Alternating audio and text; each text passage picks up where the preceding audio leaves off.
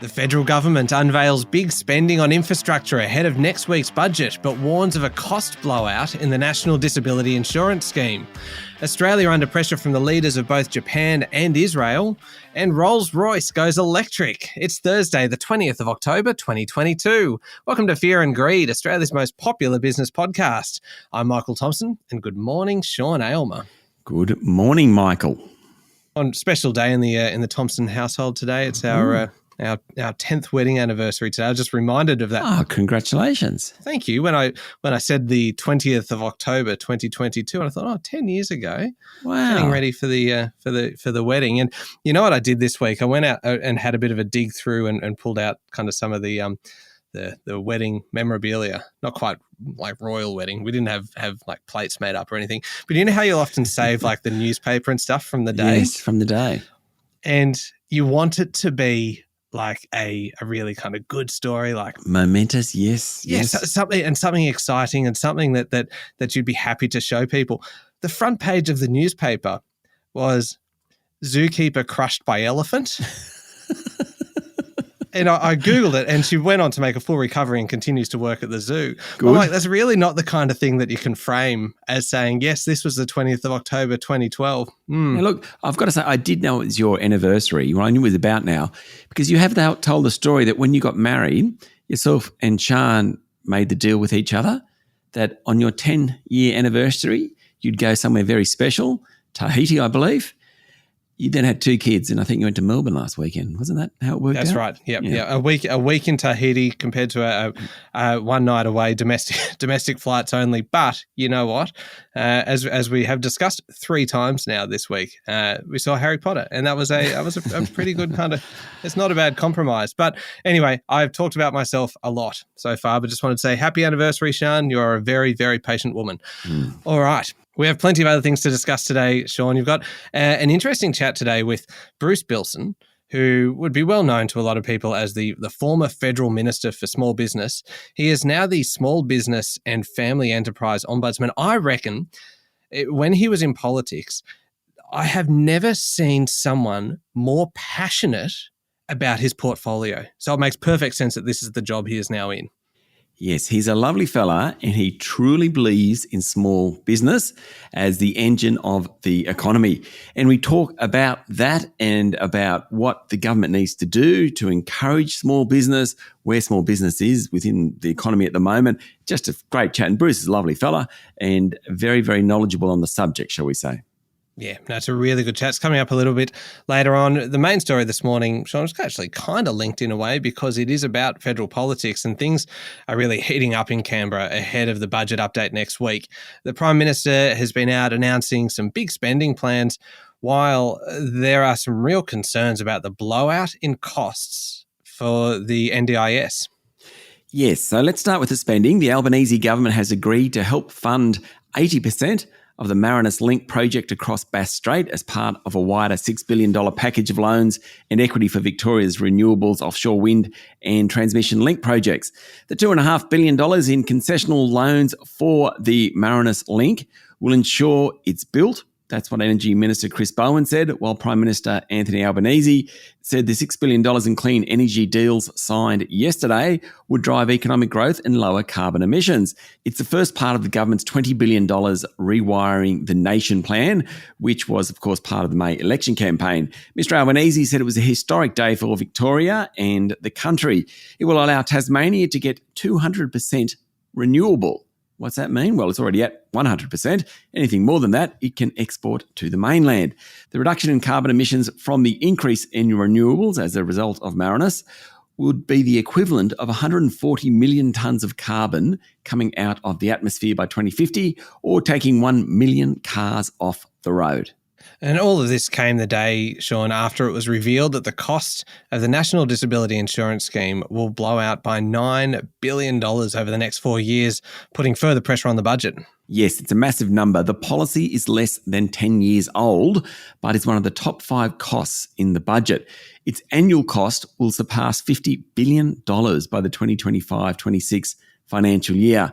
Disability Minister Bill Shorten, who co-designed the NDIS under the Gillard government, said a review into the scheme would be brought forward to late this year. It was supposed to be done next year. And the Albanese government has promised $15 million for small business owners to access free mental health and financial counselling support. Not a huge amount, but everything helps. Almost $11 million will go to the new Access for Small Business Owners program and $4 million for the Small Business Debt Helpline. The program will allow small business owners to have up to 6 structured sessions via telehealth with a trained mental health coach who has a small business background. That sounds like a really sensible policy. Yeah, it does. It does. I mean, I think small business owners go through a lot of stress and strain, and mental health is such a serious issue, I think, for the whole community and particularly small business owners. Yeah, absolutely. All right, how did the local market perform yesterday? Well, the benchmark S&P ASX 200 hit a 5-week high yesterday about lunchtime of 6,820.5 points. It did fall back a bit. By the end of the day, it closed at 6,800 points. That's up about 0.3%. from where it was on Tuesday's close. The banks were high, led by National Australia Bank, which rose more than 1%. The exception was Westpac. It dropped more than 1% following news it's interested in acquiring terminal payments business Tyro. The retailers were mixed. The energy companies were generally lower. Industrials and utilities were higher, and the technology stocks were flat. Now, some interesting plays. Nickel, copper and gold miner Chalice Mining was among the best performer, up 5.5%, while lithium players Core Lithium and Pilbara Minerals jumped 8% and 6.5% respectively. There was a bunch of corporate news around yesterday. Origin Energy held its AGM. Its boss, Frank Calabria, said that earnings should jump this financial year because the electricity business will contribute more as higher wholesale prices flow through to customer tariffs. Do you know what that means, Michael?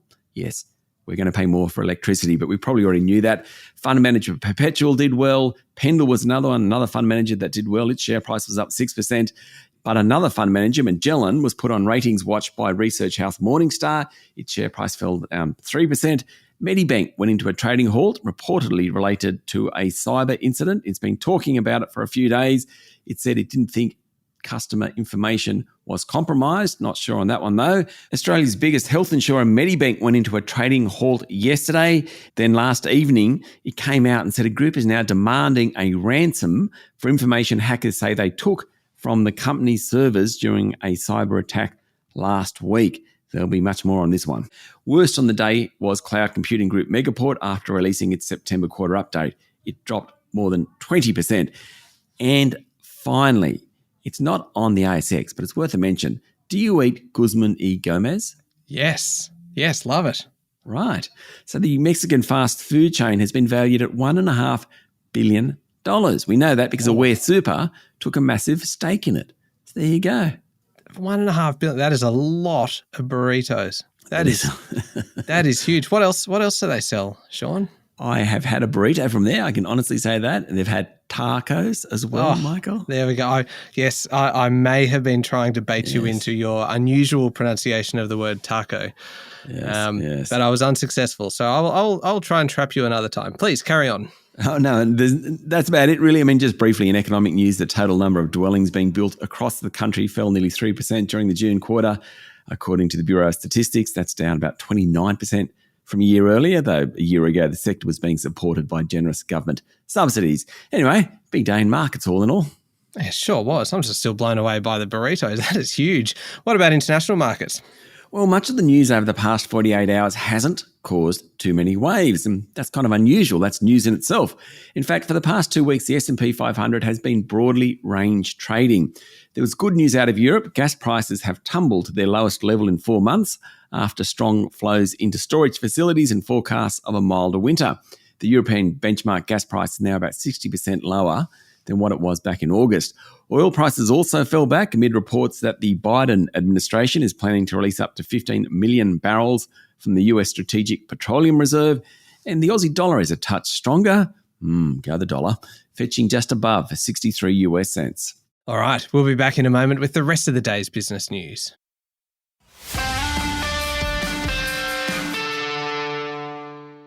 Sean, the Japanese Prime Minister Fumio Kishida will ask Anthony Albanese for a personal assurance over the reliability of gas exports to Japan amid rising concerns of energy nationalism in Australia.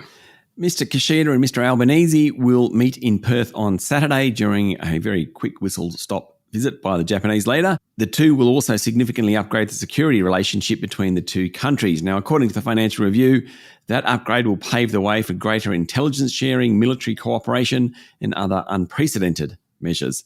Japan has already been given assurances about gas exports by Resources Minister Madeleine King and Trade Minister Don Farrell that Australia will continue to be a reliable energy provider. Clearly, though, Mr. Kishida wants one from the Prime Minister. How many assurances can one person get? Plenty. Indeed. Now, still on politics, Sean, the federal government's decision to reverse a Morrison government decision to recognise West Jerusalem as Israel's capital has triggered both angry criticism and plaudits. Yes, Israel called in the Australian ambassador after the decision, and the country's Prime Minister, Yair Lapid, blasted the decision and said he hoped the Australian government managed other matters more seriously and professionally. Australia will once again recognise Tel Aviv as Israel's capital. The embassy has remained in that city even after the Morrison government's late 2018 decision. The Palestinian delegation to Australia welcomed the announcement and urged the government to recognise Palestine as a state without delay. The Indonesian government also welcomed the announcement, while several backbenchers, particularly the federal opposition backbenchers, were particularly critical. And while still in Canberra, Michael, One Nation leader Pauline Hanson will have to pay a $250,000 payment in damages after defaming former Senator Brian Burston on Nine's Today Show. Sean, the New South Wales Emergency Services Minister has warned that almost every river system west of the Great Dividing Range will flood. Yes, more rain is expected in coming days, and rivers and catchment areas in the west of New South Wales are already full. Towns including Burke and Moama are expected to receive substantial falls in the next couple of days. Now, the rivers in New South Wales west of the Great Divide all flow into the Murray River, and it is expected to break its banks within coming days. There are concerns the river's level could exceed the 1993 floods. In Victoria, the state government has pledged an extra $19.5 million to support farmers. It includes money for one-off payments as well as access to concessional loans of up to $250,000. There is some good news though. The rainfall in coming days won't be as widespread or as intense as last week. According to the Bureau of Meteorology, that means there shouldn't be any new flooding. Okay, weather disruptions, Sean, and labour shortages are hampering exports of coal at a time when prices are sky high. Yes, somewhat ironic. Both BHP's coal division and Whitehaven yesterday reported big falls in sales. The falls have contributed to the sharp rise in thermal coal prices over the past 6 months, i.e., less supply has pushed up prices. BHP's Queensland coking coal fields have produced 19% less than the previous 3 months, and sales were down 25%. In the New South Wales thermal coal business, production and sales are down 34% and 38%. Respectively. The New South Wales operations has received more than 3 times the rainfall of last year, so it's really hitting production. The good news for BHP shareholders is that its iron ore division, the biggest segment of the big Australian, has started the new year strongly, shipping more ore during the September quarter than a year ago. BHP's share price fell nearly 1% on all that news yesterday. All right, Sean, this one is probably more of a community service announcement than anything else. All company directors registered with the Australian Securities and Investments Commission need to get a new director ID number by November 30. Yes, that a unique 15-digit identifier will be used by directors and allow regulators to trace directors' relationships with companies over time. Now, the scheme was created to help prevent illegal activity. Director IDs that are administered by the Australian Business Registry Services, which is managed by the Tax Office. Assistant Treasurer Stephen Jones said Director ID would help create a fairer business environment and help prevent the use of false director identities to engage in fraud or phoenix behaviour. That has been a big issue in recent years. So if you're a director, go out and get your ID number. Have you got yours, Sean? Oh, no, I've got to do it. Me too. I started the process, actually. I started it the other week when I got a note from our accountant to say, make sure you've got this done. And it's actually pretty straightforward doing it all. You just do it all through the government portal and away you go. It shouldn't be too difficult, but I haven't finished it yet. All right, moving on to overseas news. Politics and policy in the UK government has become a fickle business, really, with the new Chancellor, the 4th in 4 months, which is just quite extraordinary, preparing to push through a range of tax hikes and spending cuts. Yeah, a couple of days ago, the UK was preparing to slash taxes. But on Monday, Prime Minister Liz Truss did that incredible U-turn, scrapping those plans. And Chancellor Jeremy Hunt's budget on October 31 is expected to include tax increases, with banks and oil and gas companies being a target. Yesterday, he said ministers would have to exert tight spending control to prove to financial markets that Britain can bring the deficit under control. That is somewhat of an understatement. And if you missed it, we had a great chat yesterday to Latika Burke, who works for the Sydney Morning Herald and The Age, based in London. Fantastic description, really, of the situation that's happening in UK politics. It was yesterday's interview, well worth going back and having a listen to. Sean, Ukrainians have been asked to conserve energy after Russian attacks destroyed about 30% of the country's power stations and caused massive blackouts right across the country. And of course, the latest strikes come ahead of the onset of winter, and now thousands of residents no longer have basic services such as heat and water. The World Health Organization has warned of the potential for a spiralling humanitarian crisis, given that a lack of access to fuel or electricity could become a matter of life or death if people are unable to heat their homes. The United Nations human rights body has said deliberate strikes on such civilian targets could constitute a war crime. Netflix has had a roller coaster ride over the past few years, soaring during COVID and tumbling afterwards, and then recovering largely thanks to shows like Squid Game. Yesterday, it announced it gained 2.4 million new subscribers during the September quarter. And that sent its share price up 10% in after-hours trading. Mind you, it's still about 1/3 of what it was mid-COVID. It was a good quarter with the release of the final episodes of sci-fi hit Stranger Things, plus serial killer series Dahmer Monster, the Jeffrey Dahmer story. Now, I've got to say, Stranger Things, not my cup of tea.